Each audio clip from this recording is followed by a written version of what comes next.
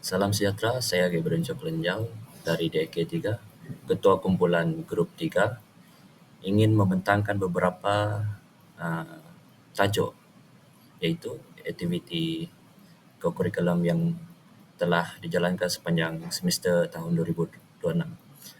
Sepanjang semester ini kami telah melaksanakan beberapa aktiviti kokurikulum yang bertujuan untuk meningkatkan disiplin kerjasama, kumpulan serta kemahiran kepimpinan dalam kalangan pelajar.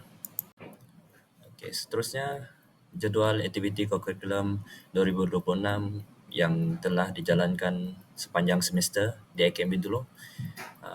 Pada 16 Januari 2026, kami mengadakan perjumpaan kali pertama untuk memperkenalkan aktiviti kokurikulum dan memberi peranan mengenai program yang akan dijalankan. Seterusnya, pada 23 Januari 2026, kumpulan kami telah menyediakan slide pembentangan untuk dibentangkan, iaitu bagi unit 4 dan unit 5.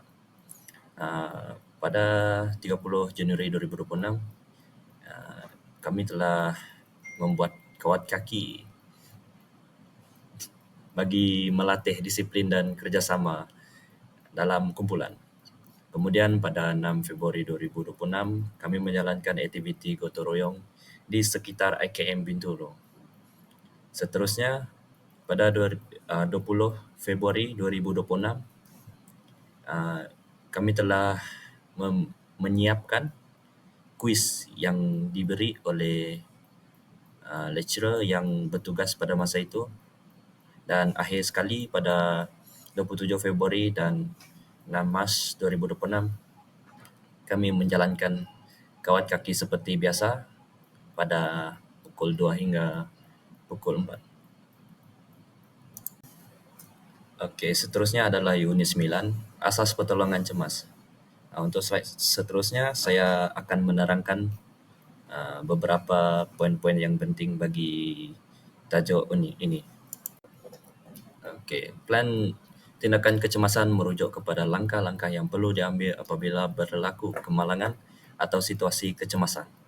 Langkah pertama ialah memastikan kawasan sekitar selamat supaya penyelamat dan mangsa tidak berada dalam bahaya.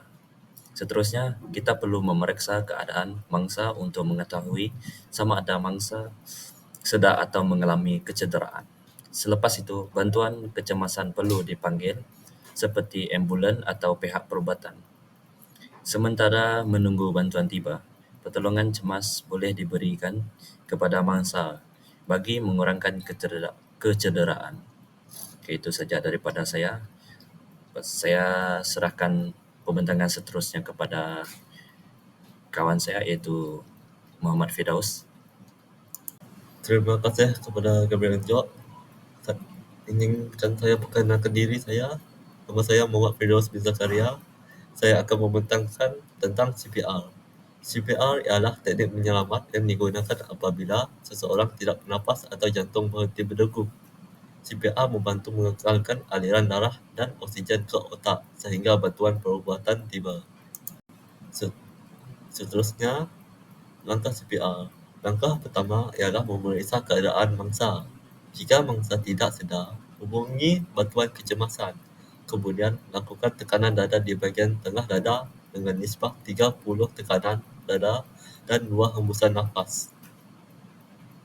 Seterusnya, saya akan memberikan pembentangan kepada Kevin Aiman. Terima kasih kepada Firdaus. Dan sebelum saya sambung, nama saya Kevin Mamikhailiza dari DIK 1. Okey. Peti pertolongan cemas mengandungi peralatan yang digunakan untuk merawat kecederaan ringan. Antara peralatan yang biasa terdapat dalam peti pertolongan cemas seperti plaster, kain pembalut, antiseptik, sarung tangan dan sebagainya.